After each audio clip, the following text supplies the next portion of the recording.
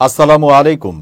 আজ 15 সেপ্টেম্বর সোমবার। শুরু করছি চেঞ্জ টিভি প্রতিদিনের গল্প অনুষ্ঠান। দর্শক, আপনাদের সঙ্গে রয়েছে আমি জাহিরুল ইসলাম টুটুল। শুরুতেই সংবাদ শিরোনাম। শিবিরের গোপন কৌশল প্রকাশ করলেন ঢাবি শিক্ষক। হিন্দুরা দলে দলে যোগ দিচ্ছে জামায়াতে ইসলামীতে। পিআর নিয়ে যা ঘটছে অন্তরালে। এবার বিস্তারিত। ঢাকা বিশ্ববিদ্যালয়ের রাষ্ট্রবিজ্ঞান বিভাগের শিক্ষক ও রাজনৈতিক বিশ্লেষক অধ্যাপক ডক্টর মামুন আল মোস্তফা ঢাকা মেইলকে বলেন, ছাত্রদল বাংলাদেশের প্রায় সব ক্যাম্পাস থেকে বিতাড়িত হয়েছিল 2006 সালের শেষ দিক থেকে। 2007 সালের পর থেকে তাদের কার্যক্রম ধীরে ধীরে অকার্যকর হয়ে পড়ে এবং 2009 সাল থেকে আওয়ামী লীগ আমলে তারা নীতি নির্যাতনের শিকার হয়। এ সময় সংগঠন প্রায় ভেঙে পড়ে। এমনকি ঢাকা বিশ্ববিদ্যালয়ে দীর্ঘদিন ছাত্রদলের কোনো কার্যক্রম ছিল না। সম্প্রতি মাত্র 1-1.5 মাস আগে তারা আবার সক্রিয় হয়েছে। অন্যদিকে ইসলামী ছাত্র শিবির ও ইসলামপন্থী অন্যান্য ছাত্র সংগঠন ধারাবাহিকভাবে সক্রিয় থেকেছে। বিএনপি আমলে তারা প্রকাশ্যে কার্যক্রম চালিয়েছে, আর আওয়ামী লীগ আমলে তারা কৌশল পরিবর্তন করে গোপনে সক্রিয় থেকেছে। বিশেষ করে ছাত্রলীগের ভেতরে ঢুকে বিভিন্ন পদ পদবি ব্যবহার করে নিজেদের নেটওয়ার্ক টিকিয়ে রেখেছে। ফলে তাদের পরিচিতি, সাংগঠনিক ভিত্তি ও জনসংযোগ দীর্ঘ সময় ধরে অটুট ছিল। অধ্যাপক ডক্টর মামুন আল মোস্তফা বলেন, একটি কমিটি যদি কয়েক বছর ধরে কার্যকর থাকে এবং তা যদি কয়েক দশক ধরে চলে, তবে স্বাভাবিকভাবেই তাদের নেটওয়ার্ক ও পরিচিতি অনেক বিস্তৃত হয়। বিপরীতে ছাত্রদল ধারাবাহিকতাহীন অবস্থায় হঠাৎ সক্রিয় হয়েছে। দীর্ঘ 15 বছরের অনুপস্থিতির কাজ স্বল্প সময়ে পূরণ করা সম্ভব নয়। এই বিশ্লেষক বলেন, হল রাজনীতিতেও এই পার্থক্য স্পষ্ট। সম্প্রতি ছাত্রদল যাদের নিয়ে কমিটি করেছে তাদের অনেকেই আগে হলে ছিল না। তারা কার্যত ক্যাম্পাসের বাইরেই ছিল, আর ছাত্র শিবির সেই পুরনো নেটওয়ার্ক ব্যবহার করে আবারও সক্রিয় হয়েছে। ব্যক্তিগত ও সামাজিক সম্পর্কের ধারাবাহিকতাই এখানে তাদের বাড়তি সুবিধা দিয়েছে। ফলে দেখা যাচ্ছে ভোটের প্রতিযোগিতায় ছাত্রদল সাংগঠনিক ও সামাজিক ভিত্তিতে পিছিয়ে পড়েছে।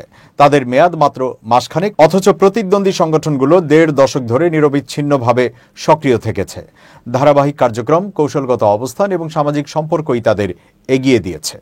ঢাকা বিশ্ববিদ্যালয়ের রাষ্ট্রবিজ্ঞান বিভাগের আরেক শিক্ষক অধ্যাপক ডক্টর সাব্বির আহমেদ ঢাকা মেইলকে বলেন, তারা সম্ভবত দীর্ঘ সময় ধরে নির্দিষ্ট জায়গাগুলোকে টার্গেট করে প্রস্তুতি নিয়েছে। সেই প্রস্তুতির সময়কাল অনেক দীর্ঘ, আর সেই প্রস্তুতির ফলই আজকে তারা ঘরে তুলেছে। এখানে একটি বিষয় ভেবে দেখা দরকার, ছাত্রদল দীর্ঘদিন ক্যাম্পাস থেকে বিতাড়িত থাকলেও অন্য সংগঠনগুলো কোনো না কোনোভাবে কার্যক্রম চালিয়ে গেছে। তারা গোপনে ভিন্ন ব্যানারের আড়ালে কাজ করেছে, সরাসরি ক্যাম্পাস ট্যাগ ব্যবহার করেনি। এটি তাদের জন্য একটি বড় সুবিধা হয়েছে। এই রাষ্ট্রবিজ্ঞানী বলেন, ছাত্র শিবির যেটা করেছে, ছাত্রলীগ কিংবা অন্যান্য সামাজিক সংগঠনের ব্যানারের ভেতরে ঢুকে তারা নিজেদের অবস্থান তৈরি করেছে। ফলে তাদের ধারাবাহিক প্রস্তুতি অনেক দিন আগে থেকেই চলছিল। একই সঙ্গে ছাত্রদলের বিরুদ্ধে জাতীয় পর্যায়ে নানা নেতিবাচক প্রচারণা, যেমন চাঁদাবাজি, টেন্ডারবাজি বা জুলাই আন্দোলনে ভেঙে পড়া তাদের ভাবমূর্তিকে ক্ষতিগ্রস্ত করেছে। অন্যদিকে প্রতিদ্বন্দ্বী সংগঠনগুলো নিজেদের কৌশল স্পষ্টভাবে ঠিক করেছে। কোথায় প্রচারণা চালাতে হবে, কখন কোন ন্যারেটিভ কাজে লাগাতে হবে, কিভাবে নির্বাচনী কৌশল গ্রহণ করতে হবে, এসব তারা সঠিকভাবে বুঝেছে এবং কাজে লাগিয়েছে। অধ্যাপক ডক্টর সাব্বির আহমেদ বলেন, রাজনীতির মাঠে যারা থাকে প্রভাব স্বাভাবিকভাবেই তাদের দখলেই যায়। বিএনপি বা ছাত্রদল দীর্ঘদিন মাঠের বাইরে ছিল, ফলে ক্যাম্পাসে সক্রিয় প্রতিদ্বন্দ্বীরাই নিজেদের প্রভাব বজায় রেখেছে। বাস্তবিকভাবে বিচার করলে দেখা যায় এটি হয়তো বিতর্কিত মনে হতে পারে, কিন্তু বাস্তবতায় যারা মাঠে ছিল এবং দীর্ঘদিন ধরে নিজেদের কার্যক্রম টিকিয়ে রেখেছে তারাই শেষ পর্যন্ত সুবিধা নিয়েছে। চাঁপাইনবাবগঞ্জ পৌরসভার 2 নম্বর ওয়ার্ডের সনাতন ধর্মাবলম্বীর 25 নাগরিক বাংলাদেশ জামায়াত ইসলামীতে যোগদান করেছে। রোববার বিকেলে চাঁপাইনবাবগঞ্জ জেলা জামায়াত অফিসে সাবেক সংসদ সদস্য মোহাম্মদ লতিফুর রহমানের হাতে তারা আনুষ্ঠানিকভাবে যোগদানপত্র জমা দেন। এ সময় শ্রী সুমন সাহার নেতৃত্বে উপস্থিত নতুন সদস্যরা ন্যায়ভিত্তিক সমাজ গঠন এবং শান্তিপূর্ণ রাষ্ট্র প্রতিষ্ঠার প্রত্যাশায় জামায়াতের রাজনীতিতে অংশ নেন। যোগদানের সময় সাবেক এমপি মোহাম্মদ লতিফুর রহমান বলেন, আমাদের রাজনীতি নীতি, আদর্শ ও ন্যায়ের ভিত্তিতে পরিচালিত হয়। আজকের এই সিদ্ধান্ত প্রমাণ করে মানুষ আদর্শভিত্তিক রাজনীতির প্রতি আস্থা রাখে। সদ্য যোগদানকৃত সুমন কুমার সাহা বলেন, আমরা জামায়াতে ইসলামীতে যোগদান করেছি কারণ তাদের রাজনৈতিক ও অর্থনৈতিক ব্যবস্থাটা আমাদের ভালো লাগে।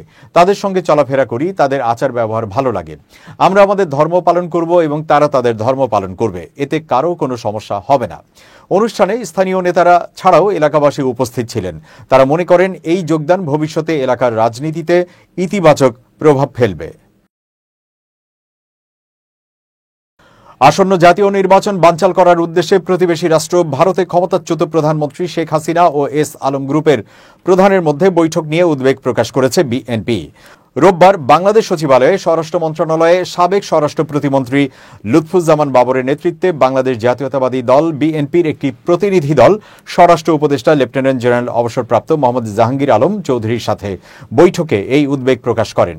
বৈঠক থেকে বেরিয়ে সাংবাদিকদের প্রশ্নের জবাবে বাবর বলেন, জাতীয় নির্বাচন শান্তিপূর্ণভাবে অনুষ্ঠানের জন্য অন্তর্বর্তীকালীন সরকার এবং প্রধান উপদেষ্টাকে সহায়তার উদ্যোগের অংশ হিসেবে বিএনপি স্বরাষ্ট্র উপদেষ্টার সাথে এই বৈঠক করেছে। তিনি বলেন, আমরা আসন্ন জাতীয় নির্বাচনের সাথে সম্পর্কিত কিছু বিষয় নিয়ে আমাদের উদ্বেগ প্রকাশ করেছি, যার মধ্যে রয়েছে ক্ষমতাচ্যুত প্রধানমন্ত্রী শেখ হাসিনা এবং ভারতে এস আলম গ্রুপের প্রধানের মধ্যে আসন্ন জাতীয় নির্বাচন বানচাল করার জন্য বৈঠক। তিনি বলেন, তারা লুটপাট ও অবৈধ আগ্নেয়াস্ত্র ও গোলাবারুদ উদ্ধারের সামগ্রিক পরিস্থিতি নিয়েও উদ্বেগ প্রকাশ করেছেন। বর্তমান আইন শৃঙ্খলা পরিস্থিতি ভালো না খারাপ এমন প্রশ্নের জবাবে বাবর বলেন, আমি হ্যাঁ বা না দিয়ে এই প্রশ্নের উত্তর দেব না, তবে সরকার এই বিষয়ে যথাসাধ্য চেষ্টা করছে। বাবর আরও বলেন, তাদের নেতা বিএনপির ভারপ্রাপ্ত চেয়ারম্যান তারেক রহমান শিগগির দেশে ফিরে আসবেন। বাবর 16.5 বছর পর স্বরাষ্ট্র মন্ত্রণালয়ে আসতে পেরে সর্বশক্তিমান আল্লাহর প্রতি কৃতজ্ঞতা প্রকাশ করেন। আদালত সকল অভিযোগ থেকে খালাস দেওয়ার পর বিএনপি নেতা ও সাবেক স্বরাষ্ট্র প্রতিমন্ত্রী লুৎফুজ্জামান বাবর সম্প্রতি কারাগার থেকে মুক্তি পান। পিআর পদ্ধতিতে নির্বাচন, জাতীয় পার্টি ও 14 দলকে নিষিদ্ধকরণ সহ 5 দফা দাবি জানিয়েছে জামায়াতে ইসলামী। এসব দাবি আদায়ে ঢাকা সহ সারা দেশে বিক্ষোভ মিছিল সহ 2 দফা কর্মসূচিও ঘোষণা করেছে দলটি। রাজধানীর মগবাজারে আলফালাহ মিলনায়তনে আয়োজিত এক সংবাদ সম্মেলন থেকে এসব দাবি জানান ও কর্মসূচি ঘোষণা করেন দলের নায়েবে আমির সাবেক এমপি ডাক্তার সৈয়দ আব্দুল্লাহ মোহাম্মদ তাহের। তিনি বলেন, বর্তমানে বাংলাদেশ একটি রাজনৈতিক সংকটের মধ্য দিয়ে সামনে অগ্রসর হচ্ছে। 2024 সালের জুলাই আগস্টের সফল গণ অভ্যুত্থানের পর স্বৈরাচার শেখ হাসিনা পদত্যাগ করে পালিয়ে যায়। প্রশাসনিক কাঠামো ভেঙে পড়ে দেশে। কোনো সরকার না থাকায় সাংবিধানিক শূন্যতার সৃষ্টি হয়। সংবিধানের অনেক বিধানাবলী অকার্যকর হয়ে পড়ে। এমন পরিস্থিতিতে জনগণের অভিপ্রায়ের পরম অভিব্যক্তি ও জাতীয় ঐক্যমত্যের ভিত্তিতে অন্তর্বর্তীকালীন সরকার গঠিত হয়। এই অন্তর্বর্তীকালীন সরকারের বৈধতার উৎস ও ভিত্তি হচ্ছে সংবিধানের অনুচ্ছেদ 7 বর্ণিত বিধানাবলী ও জনগণের অভিপ্রায়। তিনি বলেন, সংবিধানের ত্রুটি ও রাষ্ট্রীয় কাঠামোগত অব্যবস্থাপনার সুযোগে কর্তৃত্ববাদী শাসন, ভিন্নমত দমন, দুর্নীতি ও দলীয়করণের ফলে গোটা দেশ অকার্যকর হয়ে পড়ে। তিনি আরও বলেন, অন্তর্বর্তী সরকার দায়িত্ব গ্রহণের পর রাষ্ট্রের প্রয়োজনকে সামনে রেখে জনগণের প্রত্যাশা পূরণের লক্ষ্যে গণহত্যার বিচার, রাষ্ট্র সংস্কার ও স্বৈরাচারীর ফিরে আসার সকল পথ রুদ্ধ করার প্রত্যয় নিয়ে কাজ শুরু করে। গঠিত হয় বিভিন্ন সংস্কার কমিশন। সংস্কার কমিশনগুলোর সুপারিশের ভিত্তিতে জাতীয় ঐক্যমত্য কমিশন 167টি প্রস্তাবের ভিত্তিতে রাজনৈতিক দলসমূহের সঙ্গে আলোচনায় বসে। দীর্ঘ আলোচনার পর 84টি প্রস্তাব আকারে গৃহীত হয়। অনেকগুলো প্রস্তাবের সাথে 2-1টি রাজনৈতিক দল ভিন্নমত পোষণ করায় অনেকগুলো গুরুত্বপূর্ণ সিদ্ধান্ত গ্রহণ করা সম্ভব হয়নি। দলের পক্ষ থেকে 5 দফা দাবিও তুলে ধরেন তিনি। দাবিগুলো হলো: 1. জুলাই জাতীয় সনদের ভিত্তিতে আগামী ফেব্রুয়ারিতে জাতীয় নির্বাচনের আয়োজন করা। 2. জাতীয় সংসদ নির্বাচনে উভয় কক্ষে পিআর পদ্ধতি চালু করা। 3. অবাধ, সুষ্ঠু, গ্রহণযোগ্য নির্বাচনের লক্ষ্যে সবার লেভেল প্লেইং ফিল্ড নিশ্চিত করা। 4. ফ্যাসিস্ট সরকারের সকল জুলুম, নির্যাতন, গণহত্যা ও দুর্নীতির বিচার দৃশ্যমান করা। এবং 5. স্বৈরাচারের দোসর জাতীয় পার্টি ও 14 দলের কার্যক্রম নিষিদ্ধ করা। এই 5 দফা দাবি বাস্তবায়নের লক্ষ্যে আগামী 18 সেপ্টেম্বর রাজধানী ঢাকায় সমাবেশ ও বিক্ষোভ মিছিল, 19 সেপ্টেম্বর দেশের সকল বিভাগীয় শহরে বিক্ষোভ মিছিল ও 26 সেপ্টেম্বর দেশের সকল জেলা উপজেলায় বিক্ষোভ মিছিলের ঘোষণা দেন ডাক্তার তাহের। সংখ্যানুপাতিক বা পিআর পদ্ধতিতে জাতীয় নির্বাচন আয়োজনের দাবি জানিয়ে ইসলামী আন্দোলন বাংলাদেশের আমির মুফতি সৈয়দ মোহাম্মদ রেজাউল করিম বলেছেন, বিগত 54 বছরে যে পদ্ধতিতে নির্বাচন হয়েছে সেই পদ্ধতি দেশকে ক্রমান্বয়ে পেছনের দিকে নিয়ে গেছে। দেশের বর্তমান যা কিছু উন্নয়ন তা ব্যক্তিখাতের প্রচেষ্টা ও উদ্যোগের ফল। তিনি বলেন, ইসলামী আন্দোলন বাংলাদেশ তাই উভয় কক্ষে পিআর পদ্ধতিতে নির্বাচন আয়োজনের জন্য দাবি জানিয়ে আসছে। পিআরের সুবিধা কি তা আমরা বারংবার আলোচনা করেছি, কিন্তু অশুভ পুরনো বন্দোবস্তের কায়েমি স্বার্থবাদের কথায় প্রভাবিত হয়ে পিআর নিয়ে সরকার যে আচরণ করছে তা দুঃখজনক। আমরা সরকারের এই আচরণের তীব্র নিন্দা ও প্রতিবাদ জানাই এবং পিআর পদ্ধতিতে আগামী নির্বাচন আয়োজনের প্রয়োজনীয় ব্যবস্থা নেওয়ার দাবি জানাচ্ছি। সোমবার 15 সেপ্টেম্বর দুপুরে পুরানা পল্টন আইএবি মিলনায়তনে ইসলামী আন্দোলন বাংলাদেশের এক সংবাদ সম্মেলনে এসব কথা বলেন তিনি। মুফতি সৈয়দ মোহাম্মদ রেজাউল করিম বলেন, জুলাইয়ে ছাত্র জনতা রক্ত দিয়েছে দেশকে স্থায়ীভাবে স্বৈরতন্ত্রের কবল থেকে রক্ষা করা, রাষ্ট্রের পরতে পরতে জমা হওয়া 54 বছরের জঞ্জাল দূর করা, ক্ষমতার ভারসাম্য আনা, সর্বত্র জবাবদিহি নিশ্চিত করা সহ সব নাগরিকের ভোটের অধিকার নিশ্চিত করার জন্য। জুলাই পরবর্তী বাংলাদেশে সংস্কার, বিচার ও নির্বাচন এই ক্রমধারা অনুসরণ করা রক্তের দায় ও অঙ্গীকার। কিন্তু দুঃখের সঙ্গে বলতে হচ্ছে, সংস্কার ও বিচারকে গুরুত্ব না দিয়ে নির্বাচনকে মুখ্য করে তোলা হয়েছে, যা দেশকে পুরনো অশুভ বন্দোবস্তে আবারও নিপতিত করবে বলে আমরা আশঙ্কা করি। রেজাউল করিম বলেন, দেশের একটি রাজনৈতিক পক্ষের বক্তব্য, বিবৃতি ও আচরণ দেখলে মনে হয় জুলাইয়ের আন্দোলন হয়েছিল কেবলই ক্ষমতার পালাবদলের জন্য। আদতে বিগত দিনের রাজনীতিতে এটা পরিষ্কার যে কেবলই নির্বাচন ও ক্ষমতার পালাবদলের জন্য জুলাইয়ের অভ্যুত্থান হয় নাই। যুগপৎ আন্দোলনের প্রেক্ষাপট সম্পর্কে তিনি বলেন, আমরা যারা জুলাই জীবনকে বাজি রেখে সংগ্রাম করেছি, যারা বাচ্চাদের রক্ত জীবন উৎসর্গিত হতে দেখেছি, যারা আহতদের রোনা জারি শুনছি, তারা এই পরিস্থিতি মেনে নিতে পারি না।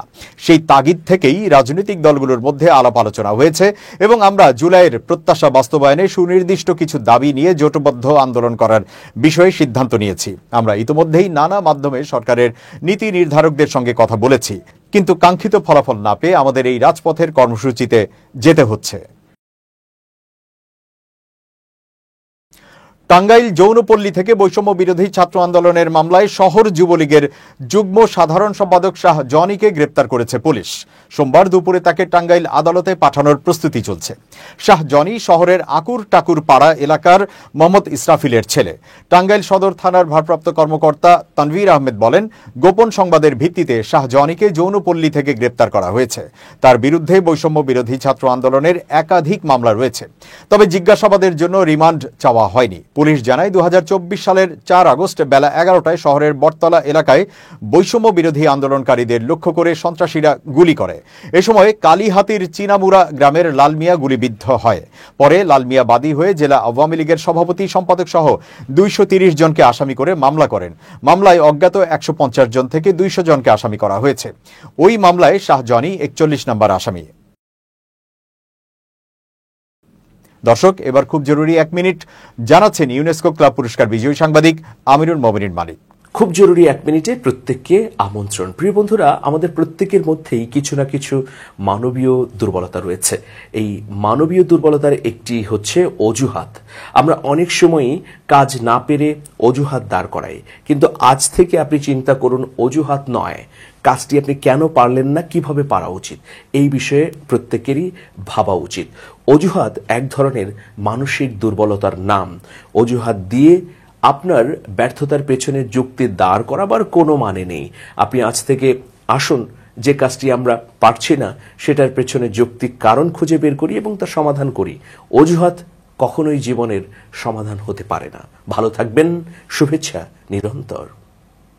এবার দেশের বাইরের খবর। কাতারের রাজধানী দোহায় ফিলিস্তিনের স্বাধীনতাকামী সংগঠন হামাসের কর্মকর্তাদের হত্যার জন্য স্থল অভিযান চালানোর পরিকল্পনা প্রত্যাখ্যান করেছে ইসরায়েলের গোয়েন্দা সংস্থা মোসাদ। এ নিয়ে এক প্রতিবেদন প্রকাশ করেছে মার্কিন সংবাদ মাধ্যম দ্য ওয়াশিংটন পোস্ট। খবর এনডিটিভি। গত মঙ্গলবার কাতারে বিমান হামলা চালায় ইসরায়েল। এই হামলার লক্ষ্য ছিল হামাসের সিনিয়র নেতাদের হত্যা, কিন্তু এতে ব্যর্থ হয় তেল আবিব।